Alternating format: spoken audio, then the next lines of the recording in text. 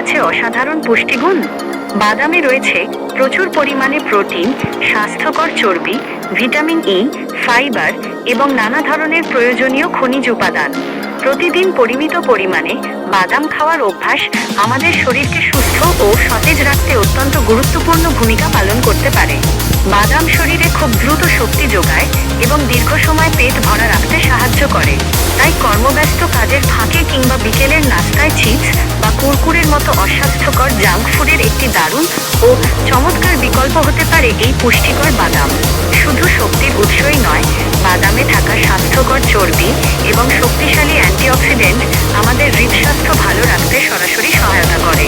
পাশাপাশি এটি শরীরের ক্ষতিকর কোলেস্টেরলের মাত্রা নিয়ন্ত্রণে রাখতে এবং রক্তনালী সচল রাখতে স্বাস্থ্যকর খাদ্যাভ্যাসের একটি অপরিহার্য অংশ হিসেবে দারুণ উপকারী।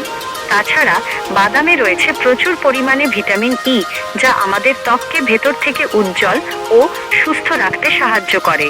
এর বিশেষ অ্যান্টিঅক্সিডেন্ট উপাদান শরীরের কোষগুলোকে নানাবিধ ক্ষতির হাত থেকে রক্ষা করতে বড় ভূমিকা রাখে, যা সামগ্রিক সুস্থতা বজায় রাখতে সাহায্য করে।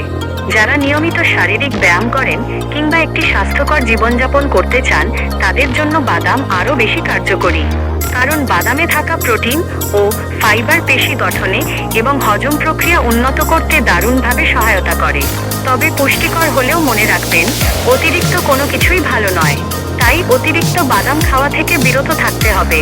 প্রতিদিন মাত্র 1 মুঠো বা প্রায় 20 থেকে 30 গ্রাম বাদাম বেশিরভাগ সুস্থ প্রাপ্তবয়স্ক মানুষের পুষ্টির চাহিদা পূরণের জন্য একদম যথেষ্ট। আমাদের আজকের এই ভিডিওটি যদি আপনাদের ভালো লেগে থাকে, তাহলে অবশ্যই লাইক দিন এবং কমেন্ট করে আপনার মূল্যবান মতামত জানান। আর এমন আরও চমৎকার স্বাস্থ্য বিষয়ক ভিডিও নিয়মিত পেতে আমাদের চ্যানেলটি সাবস্ক্রাইব করে আমাদের সাথেই থাকুন।